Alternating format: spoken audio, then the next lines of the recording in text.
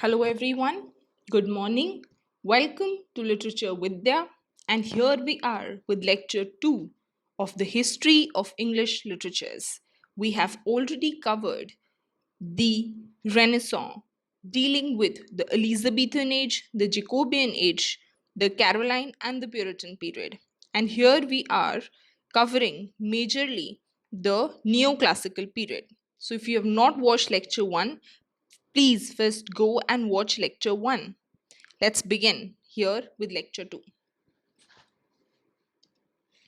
So, we will be dealing with the neoclassical age. The neoclassical age is said to have begun in 1660s with the restoration of monarchy with the coming back of Charles II from France, and it is said to have ended in 1798, and this period is said to be the beginning of a new age, which is the romantic period or the romanticism. Here we shift down from the age of rules to the age of emotions, to the age of rustic life, pastoral. So let's now deal with neoclassical age.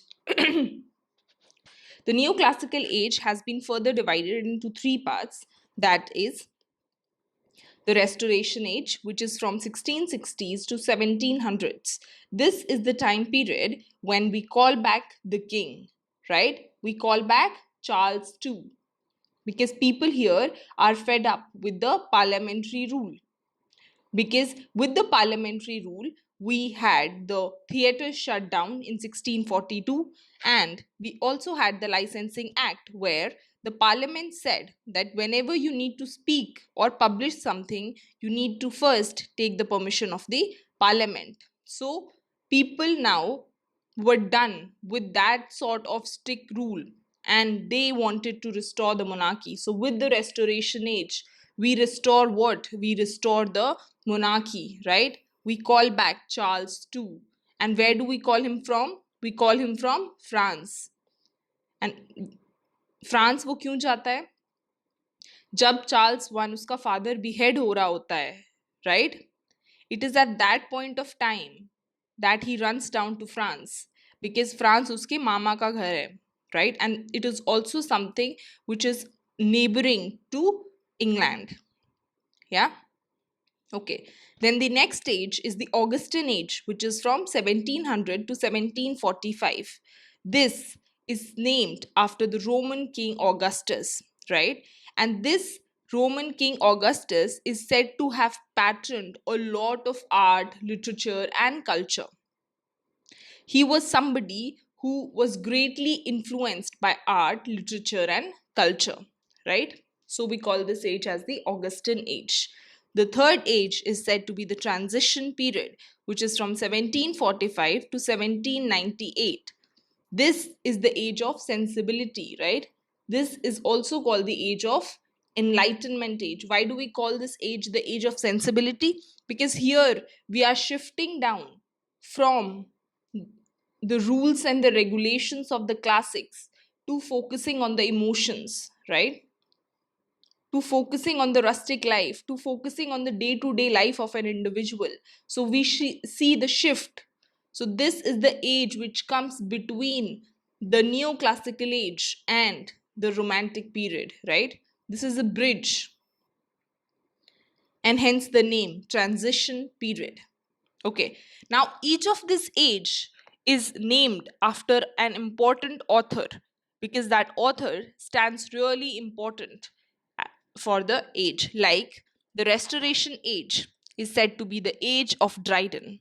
In the same way, Augustan age is said to be the age of Pope, and the transition period is said to be the age of Samuel Johnson. It is in the transition period that we will have the four wheels of the novels coming in.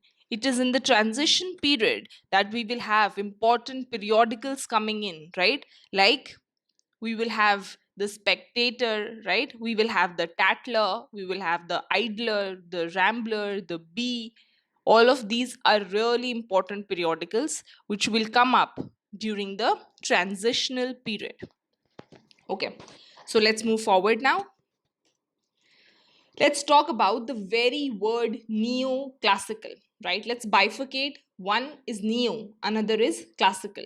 And it is often said that whenever you try to copy anything down into history, right, it becomes a farce, right? And that's what happens here, right? That is why हम neo को क्या बोलते हैं? हम neo को बोलते हैं new या pseudo या fake, right? Why do we call it pseudo or fake? Because these people were trying to copy down the classics, right?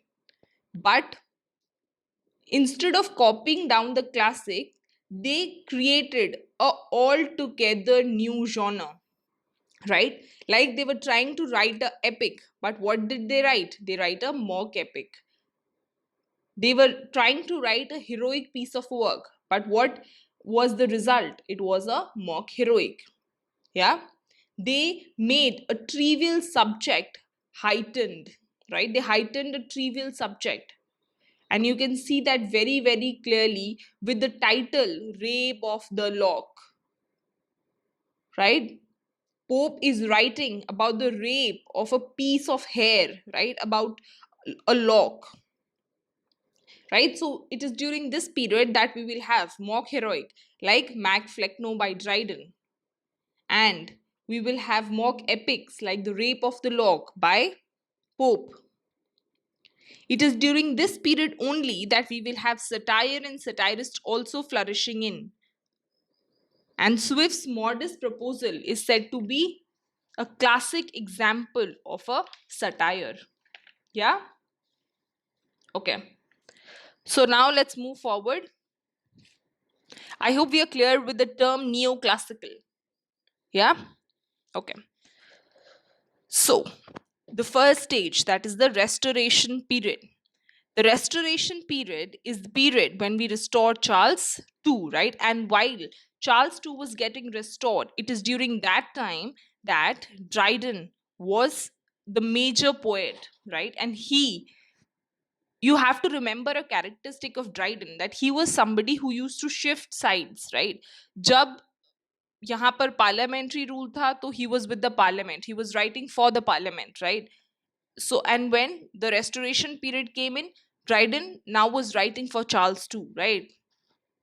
तो जो भी राजा था, ड्राइडन जो था वो उसी का ही सेवक बन के रहता था, right? Yeah. So now when Charles II was coming on the throne, it was Dryden who welcomed him with the piece of work that is Astrea Redux. You have to remember it is Astrea Redux. Okay, is it clear? Astrea Redux. Okay. Then the important events in history that took place are the plague in England, which took place in 1664, 1665. Then is the Great Fire of London, that is 1666. Then is the Popish Plot, 1678, 1681, the Expulsion Crisis, the Glorious Revolution, and the Bloodless Revolution. Okay. Now let's talk. And another, there is also an important event that took place during this time, that was the Anglo-Dutch War, right? It was during this time only that we had the Anglo-Dutch War, right? And in the Anglo-Dutch War, we majorly talk about the trade, right? And the war, the central reason for the war was trade, right? And Dryden has mentioned about the Anglo-Dutch War taking place in England in his dramatic poesy, right? Okay, so remember that even the Anglo-Dutch War took place during this time only. Then another important event is the Great Fire of London, which took place in 1666, right? And it is said that this great fire had burned down 13,000 buildings, right? So this year was said to be a catastrophic year, a devil's year. But later we found out that there were not major injuries, and hence we began to call the year as the miracles year, right? Why? Because though the fire was so much catastrophic, right, it burned down 13,000 building, yet human loss nahi tha.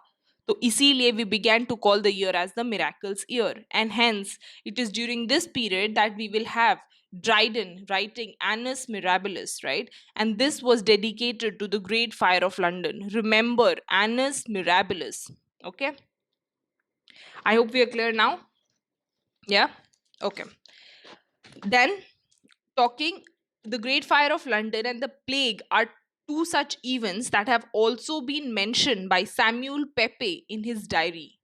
Samuel Pepys was an important diarist of the age, and he has written about these two events in his diaries. Okay. Then, now let's talk about the Popish plot, which is very, very important, right? The Popish plot is said to be a plot aimed to assassinate Charles II. But why would the people want to kill Charles II? So let's understand the Popish plot. ठीक है, तो basically क्या होता है कि जब Charles two comes on the throne, तो जो हमारे एंटी कैथोलिक पीपल होते हैं, मतलब जो हमारे मेजरली प्रोटेस्टेंट लोग होते हैं, वो इस बात के बहुत ज्यादा असमंजस में होते हैं कि जो चार्ल्स टू है वो किसको फेवर्स दिखाएगा, right? He is sharing his alliance with which religion, right? Is he going to favor the Catholics, or is he going to favor the Protestant? And why is this doubt rising? This is majorly because Charles II married a Catholic princess, the Princess of Portugal. उसने एक Catholic princess से शादी कर ली.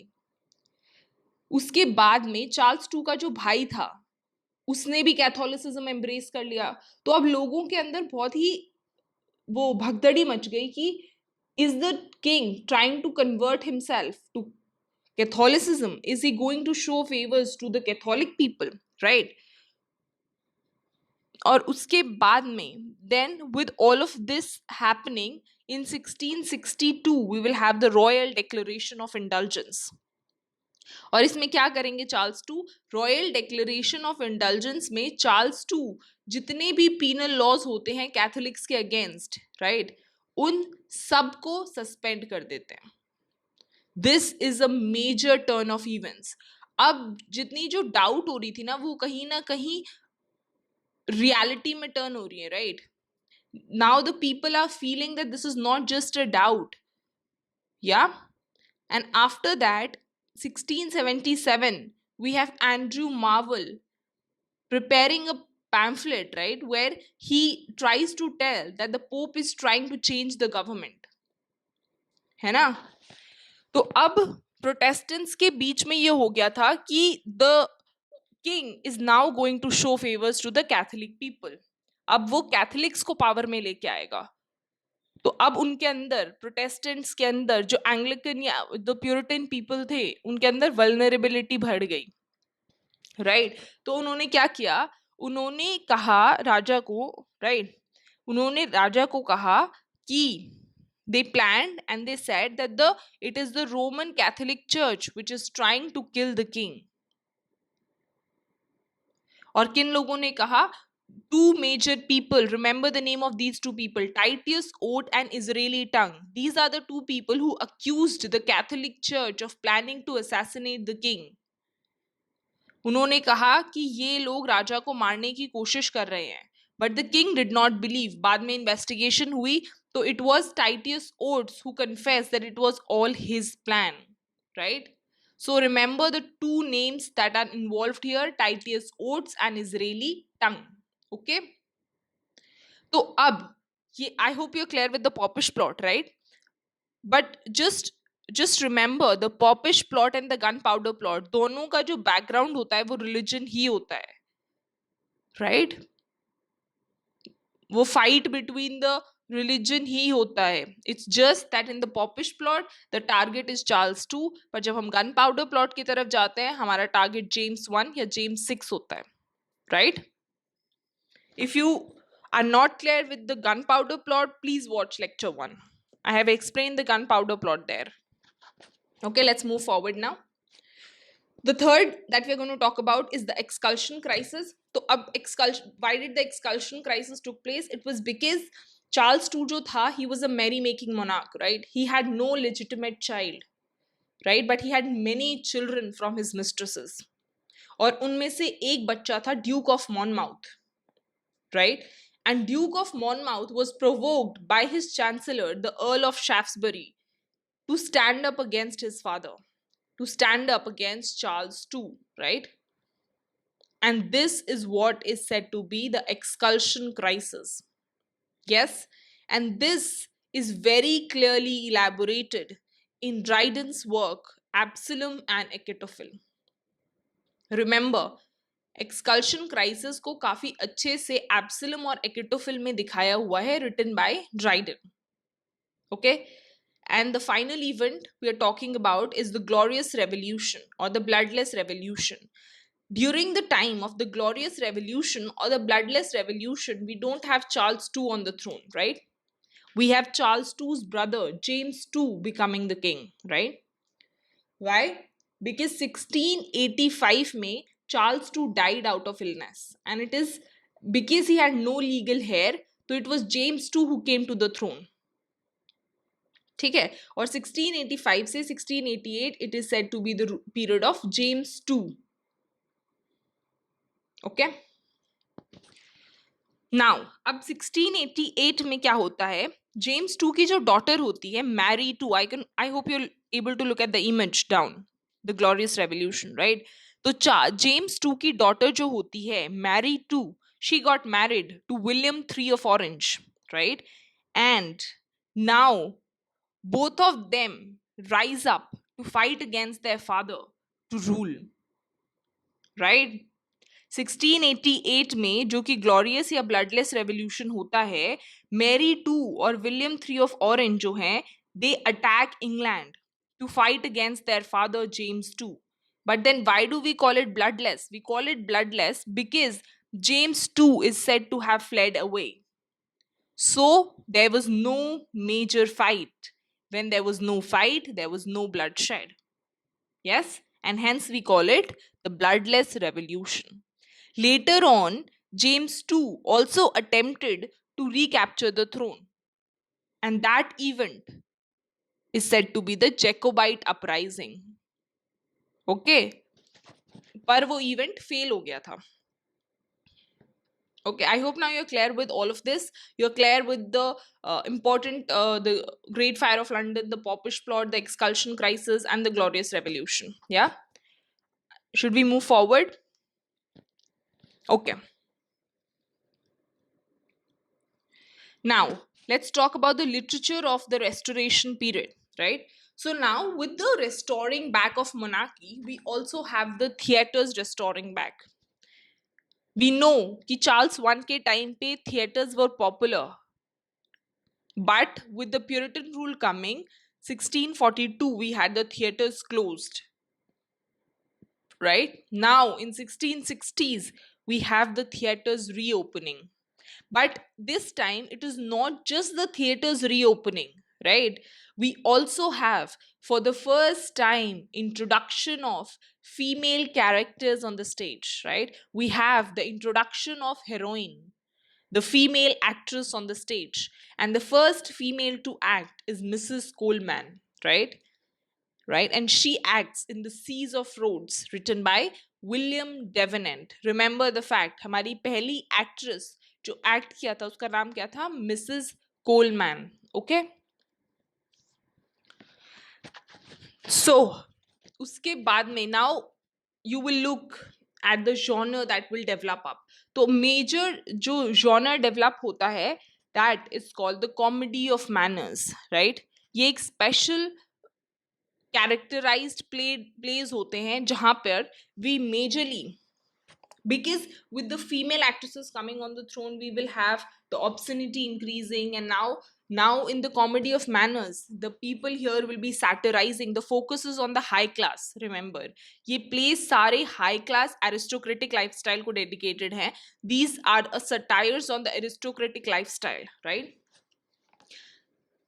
Okay, यहाँ पे we are going to mock down the upper class morals and manners, right? जो hypocrisy, जो double standards aristocratic class में present है वो, we are going to show the corruption that is prevalent, right? How we are going to talk about the sexual intrigues here, the artificiality of life. In these plays, you will see stock characters like a jealous husband, wife sleeping with various men, right? We will have a very rapidly moving plot. We will have deception and miscommunication taking place between the characters. So here we will be majorly satirizing the pretentious morality and the wit of the upper class, the moral inadequacy and the moral hypocrisy that was present within them. And we will also be commenting on the position of women, right? Like, if we take an example of comedy of manners, we have Wykerly's Country Wife, right? In which we have Mr. Horner, right? Who pretends to be an important. Why? Because he wanted to trick the people and he wanted to have an unobstructed access to all the wives and the daughters. Then we have Pinch Wife, who is said to be a country wife, right? Jiska husband wants to keep him out of reach of other men, right? But she is one who wants to live the London lifestyle, right? Here you will look at the unequal marriage. You will look at the hollowness of marriage that is through the plot that evolves out, right? You will see that marriage is majorly a business transaction, right? Instead of a companionship. Why? Because Mr. Pinchwife forces her wife to write a letter to Honor, right? To testify that she does not love him, right? But वो instead switch down कर देती है और उसको hate letter की बजाय love letter लिख के भेज देती है और बाद में जब वो पकड़ी जाती है तो she blames Alethea for all of it, right? You look when you'll read the play. This is a very interesting play, right? Of comedy of manners. Now, the major people involved here with the comedy of manners is Wykerly, right? With his famous play, The Country Wife. We have Etheridge's Man of the Mod. We have Congreve, Way of the World, right? We will have Oliver Goldsmith coming up with She Stoops to Conquer, right? We will have Alfred Ben's Rover and a lot of other plays in the genre of comedy of manners, right? I hope now we are clear with the comedy of manners. So, I hope we are now clear with the Restoration Age. We will be majorly covering the Augustan period, the age of Pope, where we'll be covering the rape of the lock, and the age of sensibility, where we'll be talking about various periodicals and who wrote the periodicals and in which period, and even about the four wheels of the novels, right? With Henry Fieldings, with Samuel Richardson, Daniel Defoe, and all of these people coming in, right? So, see you in the next class. Till then, study hard. If you like the session, please share the session with your friends. Thank you.